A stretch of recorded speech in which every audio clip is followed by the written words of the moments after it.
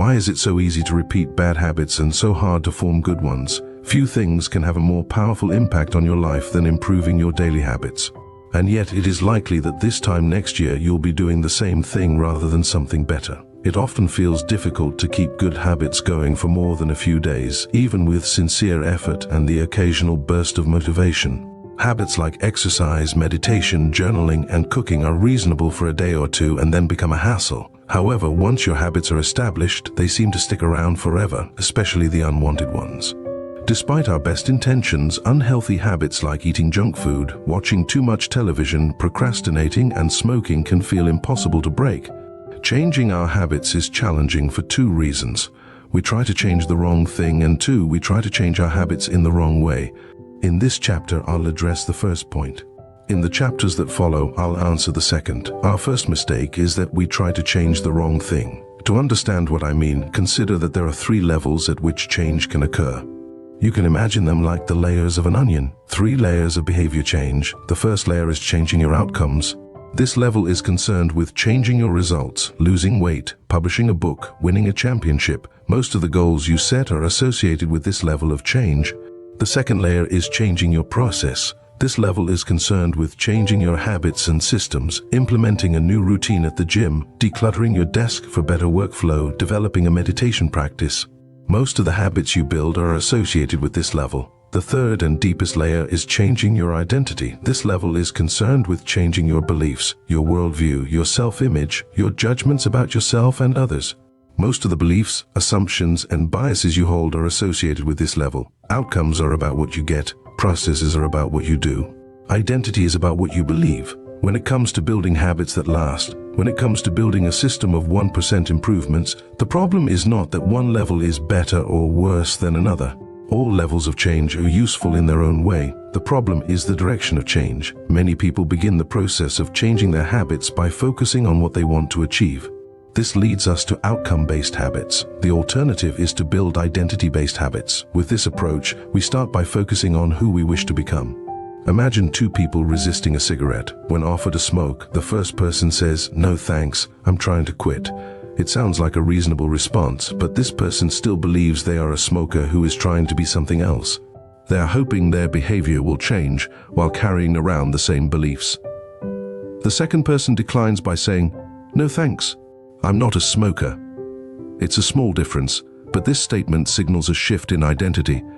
Smoking was part of their former life, not their current one. They no longer identify as someone who smokes. Most people don't even consider identity change when they set out to improve. They just think, "I want to be skinny outcome, and if I stick to this diet, then I'll be skinny process."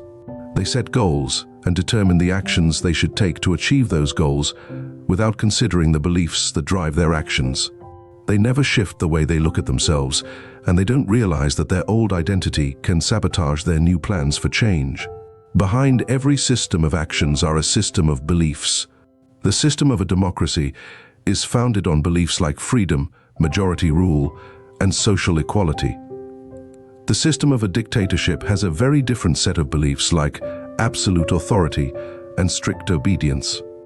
You can imagine many ways to try to get more people to vote in a democracy, but such behavior change would never get off the ground in a dictatorship. That's not the identity of the system. Voting is a behavior that is impossible under a certain set of beliefs.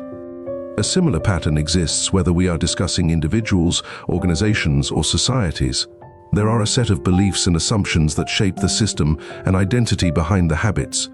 Behavior that is incongruent with the self will not last. You may want more money, but if your identity is someone who consumes rather than creates, then you'll continue to be pulled towards spending rather than earning.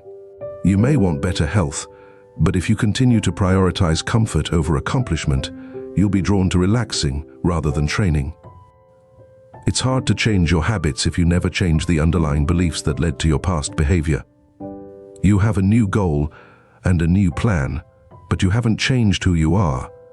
The story of Brian Clark, an entrepreneur from Boulder, Colorado, provides a good example. "For as long as I can remember, I've chewed my fingernails," Clark told me. "It started as a nervous habit when I was young, and then morphed into an undesirable grooming ritual. One day, I resolved to stop chewing my nails until they grew out a bit. Through mindful willpower alone, I managed to do it. Then, Clark did something surprising. I asked my wife to schedule my first ever manicure, he said. My thought was that if I started paying to maintain my nails, I wouldn't chew them.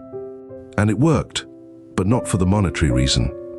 What happened was the manicure made my fingers look really nice for the first time. The manicurist even said that, other than the chewing, I had really healthy, attractive nails. Suddenly, I was proud of my fingernails. And even though that's something I had never aspired to, it made all the difference. I've never chewed my nails since, not even a single close call. And it's because I now take pride in properly caring for them. The ultimate form of intrinsic motivation is when a habit becomes part of your identity. It's one thing to say, I'm the type of person who wants this. It's something very different to say, I'm the type of person who is this. The more pride you have in a particular aspect of your identity, the more motivated you will be to maintain the habits associated with it. If you're proud of how your hair looks, you'll develop all sorts of habits to care for and maintain it. If you're proud of the size of your biceps, you'll make sure you never skip an upper body workout. If you're proud of the scarves you knit, you'll be more likely to spend hours knitting each week. Once your pride gets involved, you'll fight tooth and nail to maintain your habits.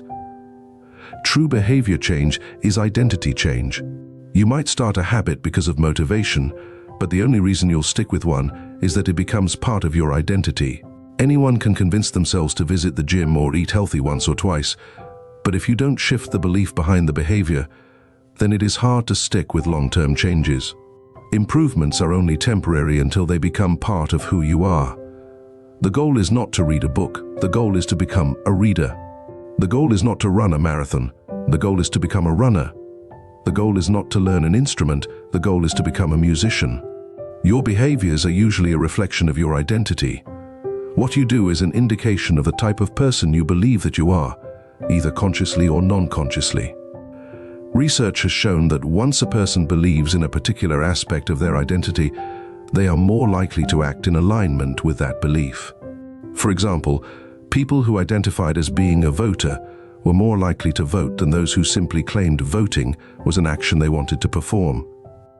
Similarly, the person who incorporates exercise into their identity doesn't have to convince themselves to train. Doing the right thing is easy. After all, when your behavior and your identity are fully aligned, you are no longer pursuing behavior change. You are simply acting like the type of person you already believe yourself to be.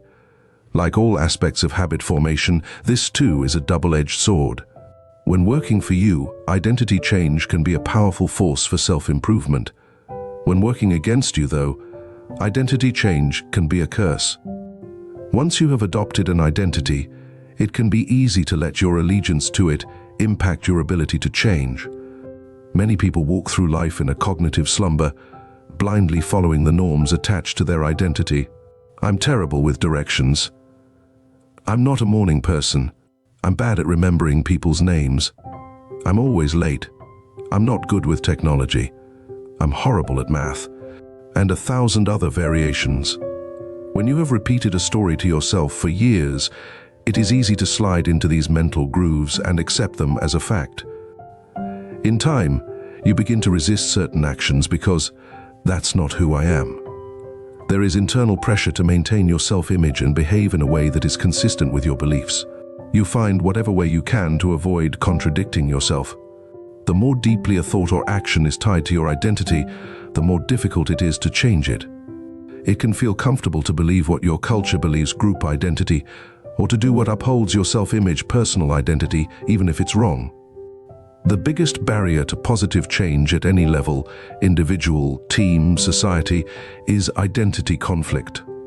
Good habits can make rational sense, but if they conflict with your identity, you will fail to put them into action. On any given day, you may struggle with your habits because you're too busy or too tired or too overwhelmed or hundreds of other reasons.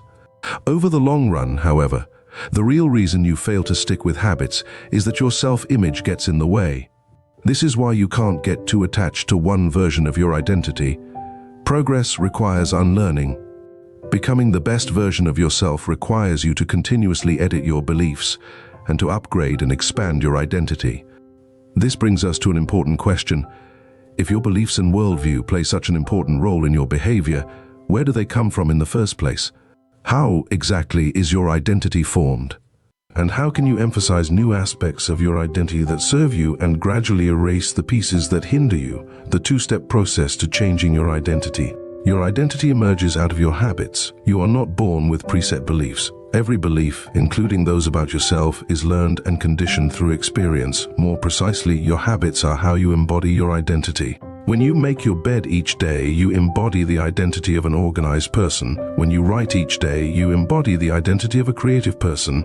When you train each day, you embody the identity of an athletic person. The more you repeat a behavior, the more you reinforce the identity associated with that behavior.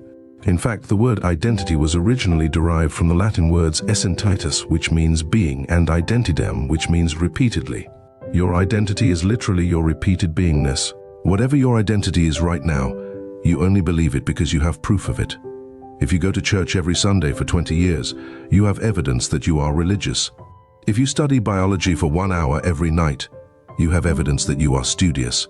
If you go to the gym even when it's snowing, you have evidence that you are committed to fitness. The more evidence you have for a belief, the more strongly you will believe it. For most of my early life, I didn't consider myself a writer. If you were to ask any of my high school teachers or college professors, they would tell you I was an average writer at best, certainly not a standout. When I began my writing career, I published a new article every Monday and Thursday for the first few years. As the evidence grew, so did my identity as a writer. I didn't start out as a writer, I became one through my habits. Of course, your habits are not the only actions that influence your identity, but by virtue of their frequency, they are usually the most important ones. Each experience in life modifies your self-image, but it's unlikely you would consider yourself a soccer player because you kicked a ball once, or an artist because you scribbled a picture. As you repeat these actions, however, the evidence accumulates and your self-image begins to change. The effect of one-off experiences tends to fade away, while the effect of habits gets reinforced with time, which means your habits contribute most of the evidence that shapes your identity. In this way, the process of building habits is actually the process of becoming yourself. This is a gradual evolution. We do not change by snapping our fingers and deciding to be someone entirely new. We change bit by bit, day by day, habit by habit. We are continually undergoing microevolutions of the self. Each habit is like a suggestion. Hey, maybe this is who I am. If you finish a book, then perhaps you are the type of person who likes reading. If you go to the gym, then perhaps you are the type of person who likes exercise. If you practice playing the guitar, perhaps you are the type of person who likes music. Every action you take is a vote for the type of person you wish to become. No single instance will transform your beliefs, but as the votes build up, so does the evidence of your new identity. This is one reason why meaningful change does not require radical change. Small habits can make a meaningful difference by providing evidence of a new identity. And if a change is meaningful, it actually is big.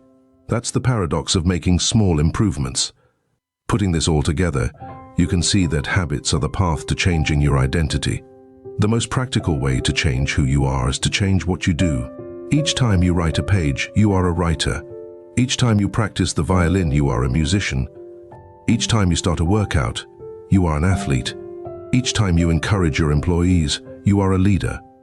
Each habit not only gets results, but also teaches you something far more important: to trust yourself. You start to believe you can actually accomplish these things. When the votes mount up and the evidence begins to change, the story you tell yourself begins to change as well. Of course, it works the opposite way too. Every time you choose to perform a bad habit, it's a vote for that identity. The good news is that you don't need to be perfect. In any election, there are going to be votes for both sides. You don't need a unanimous vote to win an election. You just need a majority. It doesn't matter if you cast a few votes for a bad behavior or an unproductive habit. Your goal is simply to win the majority of the time. New identities require new evidence. If you keep casting the same votes you've always cast, you're going to get the same results you've always had. If nothing changes, nothing is going to change. It is a simple two-step process. 1. Decide the type of person you want to be. 2. Prove it to yourself with small wins. First, decide who you want to be. This holds at any level, as an individual, as a team, as a community, as a nation. What do you want to stand for? What are your principles and values? Who do you wish to become? These are big questions, and many people aren't sure where to begin, but they do know what kind of results they want, to get six-pack abs or to feel less anxious or to double their salary. That's fine. Start there and work backward from the results you want to the type of person who could get those results. Ask yourself, who is the type of person that could get the outcome I want? Who is the type of person that could lose 40 pounds? Who is the type of person that could learn a new language? Who is the type of person that could run a successful startup? For example, who is the type of person who could write a book? It's probably someone who is consistent and reliable. Now your focus shifts from writing a book, outcome-based, to being the type of person who is consistent and reliable, identity-based. This process can lead to beliefs like, I'm the kind of teacher who stands up for her students. I'm the kind of doctor who gives each patient the time and empathy they need. I'm the kind of manager who advocates for her employees. Once you have a handle on the type of person you want to be, you can begin taking small steps to reinforce your desired identity. I have a friend who lost over 100 pounds by asking herself, what would a healthy person do? All day long, she would use this question as a guide. Would a healthy person walk or take a cab? Would a healthy person order a burrito or a salad? She figured if she acted like a healthy person long enough, eventually she would become that person. She was right. The concept of identity-based habits is our first introduction to another key theme in this book: feedback loops. Your habits shape your identity, and your identity shapes your habits. It's a two-way street. The formation of all habits is a feedback loop, a concept we will explore in depth in the next chapter. But it's important to let your values, principles, and identity drive the loop rather than your results. The focus should always be on becoming that type of person, not getting a particular outcome, the real reason habits matter. Identity change is the North Star of habit change. The remainder of this book will provide you with step-by-step instructions on how to build better habits in yourself, your family, your team, your company, and anywhere else you wish. But the true question is, are you becoming the type of person you want to become? The first step is not what or how, but who. You need to know who you want to be, otherwise your quest for change is like a boat without a rudder, and that's why we are starting here. You have the power to change your beliefs about yourself. Your identity is not set in stone. You have a choice in every moment. You can choose the identity you want to reinforce today with the habits you choose today. And this brings us to the deeper purpose of this book and the real reason habits matter.